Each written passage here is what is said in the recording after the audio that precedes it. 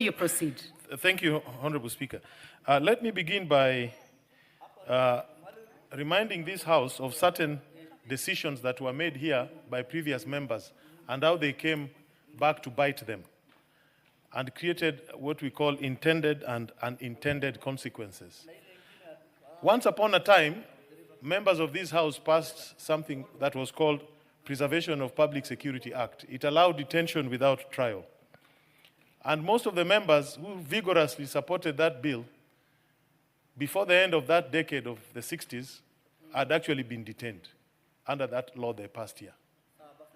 Then at some point in 1982, members of this House also passed in a record time, 3 readings, a law inserting Section 2A, making Kenya a de jure one-party state from a de facto one-party state.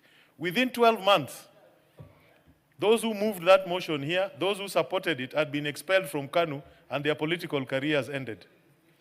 In 1989, in this country, we had a visit by the then president of Romania, Ceausescu.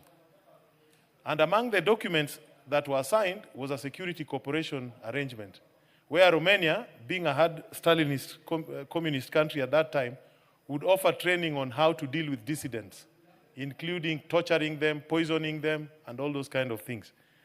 The public officer who signed that memorandum was the first victim under that MOU.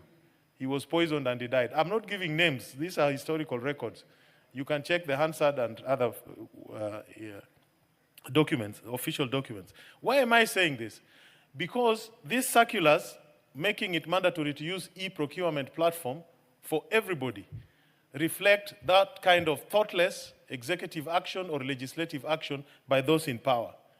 We are now expected, and the directives are coming from a person who had been a member of this House for 15 years. That member, I happen to represent the constituency he had been representing for those 15 years. When he left office 2 to 3 years ago, that constituency had only 30% rural electrification penetration. It had no internet connectivity at all. It had not even a single inch of tarmac road. Today we are being told here, he has signed a circular that everybody who wants to do business with government must do it online. And yet he knows very well that the people of Suba South have no internet connectivity. Not even the national fiber optic cable was ever laid in Suba. So I'm struggling with those things. What am I trying to say? This circular is in itself very thoughtless. Nothing has been presented to this House on the social impact of making procurement mandatory online. Because it will affect even the AGPO, the persons with disability, the women, the affirmative interventions that the government has been making. So we cannot just approve it randomly like that. Mr. Speaker, I urge all the members that we join hands and we adopt this report, annulling the additional 2 circulars, making procurement mandatory online. Because to approve them is actually to invalidate the very essence of public procurement, which is to afford everybody equal opportunity to participate in business. And that we cannot do. And I would like to urge members, first, the circulars are illegal. Section 77 says procurement can be done online or by manual means. The law has not changed. And we cannot allow Treasury or any other government agency to subvert the will of this House when we make a decision like we did in August to annul the other circular.